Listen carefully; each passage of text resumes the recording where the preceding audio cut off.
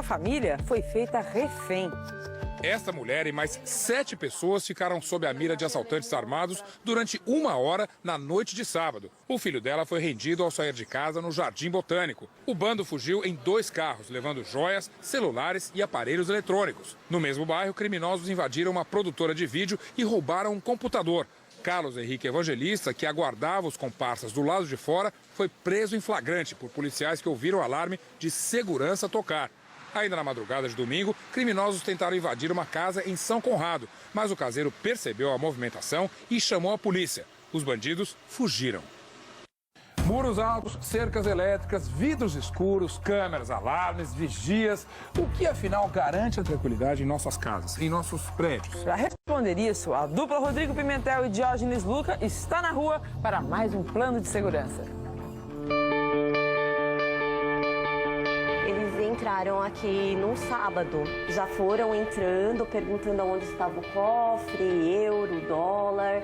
E eu falando que nós não tínhamos, né? Eles começaram a recolher tudo que eles encontravam, videogame, DVDs.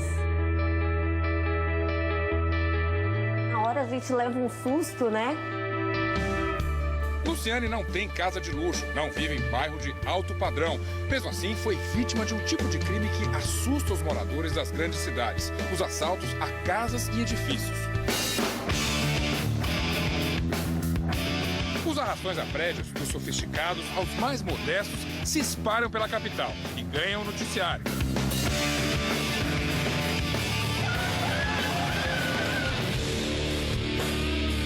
Quais são os pontos vulneráveis das residências que acabam atraindo os criminosos? E como se prevenir? Os consultores Rodrigo Pimentel e Diógenes Luca têm as dicas. O plano de segurança já começou.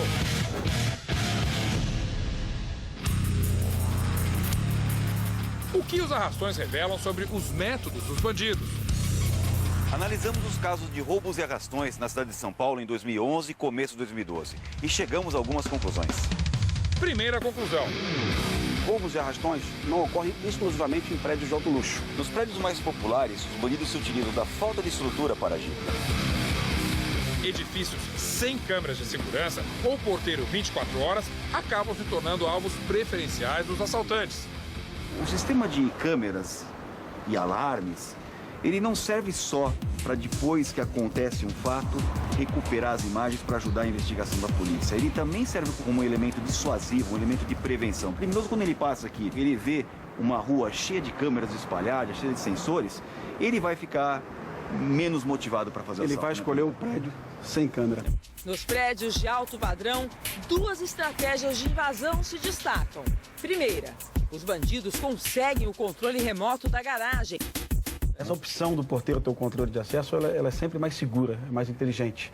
Alguns condomínios com 110 apartamentos fornecem as chaves e os controles de acesso aos moradores. Olha que perigo. E a dica é, se o morador der falta do controle, todos os condôminos devem trocar as chaves de acesso. Segunda estratégia, os ladrões se passam por entregadores ou prestadores de serviço. Entrega de água no apartamento 32. Tá liberado, tá? Tá ok, obrigado. Aqui, a falha é humana e exige treinamento dos funcionários do edifício. Primeira dica ao síndico: oriente, treine e fiscalize seus porteiros e zeladores. Caso necessário, busque cursos nas polícias estaduais. Dica ao porteiro: seja criterioso e exigente na identificação de todos os prestadores de serviços e também de visitantes. Você não tem por que receber nenhum tipo de técnico, permitir o acesso na sua casa se não foi uma coisa solicitada por você. Não pode se iludir com escada, com carro, com logomarca, com camisa. Tá certo. Porque os bandidos têm tudo isso aí. Agora, a dica de ouro, Pimentel: receber o crachá, a identidade, ir lá e fazer a ligação para a empresa que você solicitou e confirmar se aquele sujeito é de fato o instalador. Então, visita agendada, crachá, identidade e confirmação. Nossos consultores detectam outra característica comum aos casos analisados. Os criminosos preferem condomínios com uma só torre. Quando tem um condomínio com várias torres, é sempre menos atrativo para o criminoso do que um condomínio com 1 ou 2 torres. Mais do que isso, Era inviável a logística do bandido para render tantos moradores. Mas será que a própria arquitetura do prédio ou da casa não facilita a ação dos bandidos? Por exemplo, será que a iluminação, o muro, a altura dele, as árvores ou até mesmo a posição que você deixa a lixeira ali na porta da sua casa, será que tudo isso não pode contribuir para a sua segurança? O comandante-geral da Polícia Militar do Paraná, Roberson Bondarucci, ouviu 287 criminosos e escreveu um livro sobre o assunto. A nosso pedido, ele analisou imagens de construções em São Paulo e identificou os pontos mais vulneráveis. Coronel Roberson, e sobre a iluminação? Em primeiro lugar, luzes acesas durante o dia, luzes que permanecem permanentemente acesas. Em segundo lugar, correspondência acumulada. Se não for retirado, é sinal que não há ninguém na casa. Então, qual a sugestão? Ao invés da pessoa deixar a luz permanentemente acesa, existem sensores que são de custo baixo, que fazem com que a luz se acenda durante a noite e se apague durante o dia. Sensores de presença ajudam a identificar pessoas próximas à portaria. Para muitos delinquentes, no momento que a luz se acende, ele não sabe se isso foi uma coisa que aconteceu automaticamente ou foi alguém que percebeu a sua presença e ligou uma luz. O ideal é que as luzes apontem para a rua, não para a casa. E vai gerar um ofuscamento em quem tenta observar e vai fazer com que quem está dentro fique na sombra observando o que acontece na rua. Outra dica: lixeiras e caçambas longe dos muros e das grades. A opção é afastar, então, a caixa de lixo um pouquinho da tua calçada. Exatamente. Você não permitir que, através dela, se possa escalar ou transpor o muro ou a grade que ali está.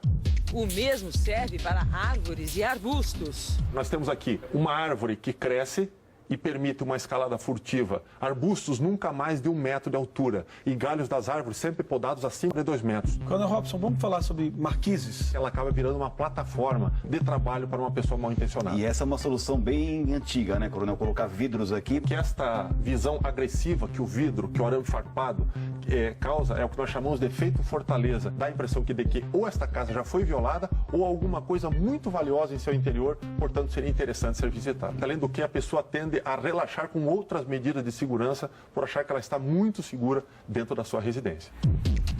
E será que erguer muros cada vez mais altos adianta para evitar assaltos? Nem sempre. Às vezes, esses recursos criam uma falsa sensação de segurança. Acabam oferecendo cobertura aos bandidos em vez de afugentá-los. Foi o que aconteceu com a Luciane, que você conheceu no início da reportagem. Protegidos pelo muro alto, os ladrões passaram mais de 2 horas na casa dela sem serem incomodados. Ninguém na rua, nenhum vizinho desconfiou de nada.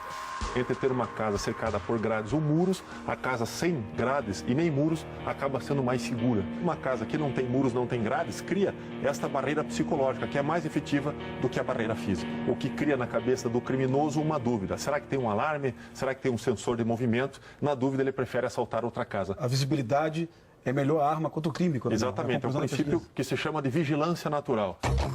Proteção à prova de falhas é praticamente impossível, mas existem pequenas medidas que você pode tomar para reduzir o risco de assaltos.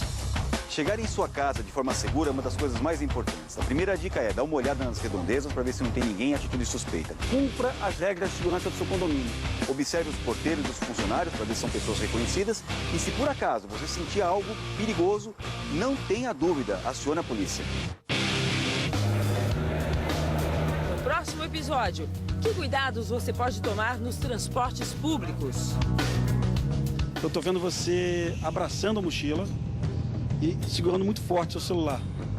Isso é uma precaução sua?